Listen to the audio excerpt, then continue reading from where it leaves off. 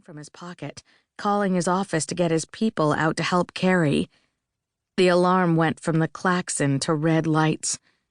Carrie grabbed a gun from a holster attached to the underside of his desk, but it was too late. Two bodies showed up, keeping their faces out of the camera. They held Carrie in place, gagging him and tying his wrists to the chair arms. It was a bad dream, watching as Carrie struggled, ineffective against the hold they had on him.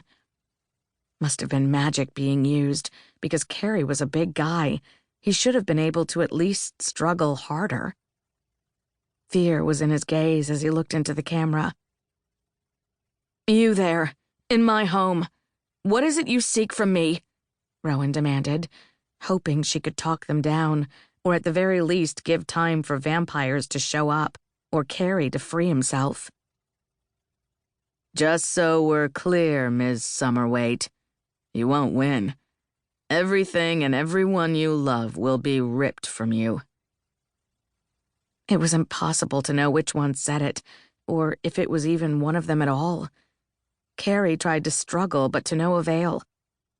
Then, as Rowan started to beg to make a deal, the person on the right reached into the camera's range.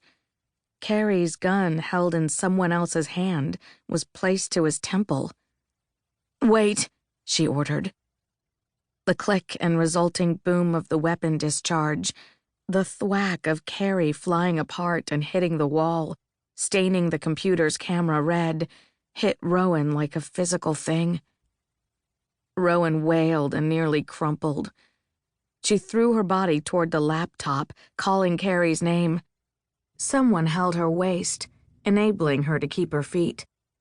Theo, she thought.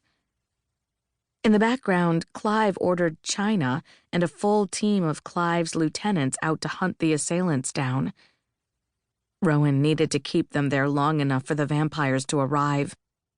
She gathered herself, shaking with outrage for long moments. "You, there in Vegas." Brigid had taken over enough to get the words out, make them seem threatening.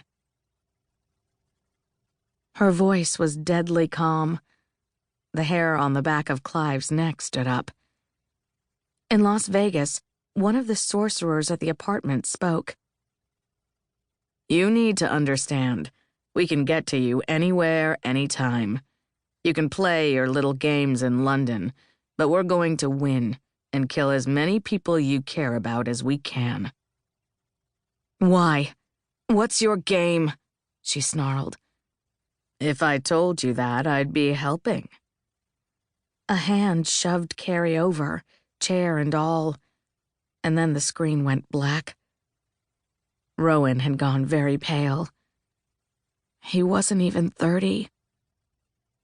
"Rowan, come, sit." Theo pushed everyone else from the way and took her to a nearby settee. "What can I do?" he asked her as he set her down carefully. Clive had never seen the first act this way with anyone else, ever. I don't know." He reached out to slap her cheek. Clive could see it coming, felt as if the world slowed down to a crawl. And then he caressed Rowan's hair instead, and Clive had to turn away for a few breaths, shaking at how close he'd come to assaulting the first. "I'm sorry you lost your friend," Theo told her as Clive turned back around. "Now, snap out of it, Petal. If you lose focus, you let this enemy win. You can't allow it. Pain is useful. Don't ever forget what you feel right this moment. But if you don't put it away, it'll slow you down and be your undoing." David inched a little closer to kneel near her. "I can get us on a plane back immediately. We'll do what's right.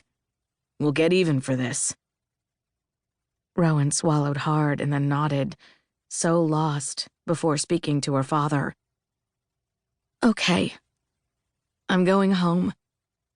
I'm sorry, but I need to leave. Normally I'd stay, but he..."